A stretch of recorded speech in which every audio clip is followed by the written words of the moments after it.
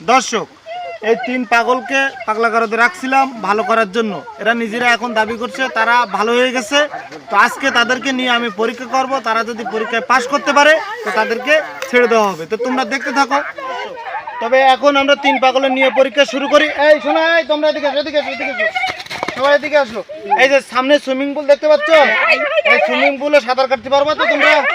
আচ্ছা, তাহলে তুমি আগে শুরু করো। হ্যাঁ, শুরু করো সুইমিং পুলে সাঁতার কাটো।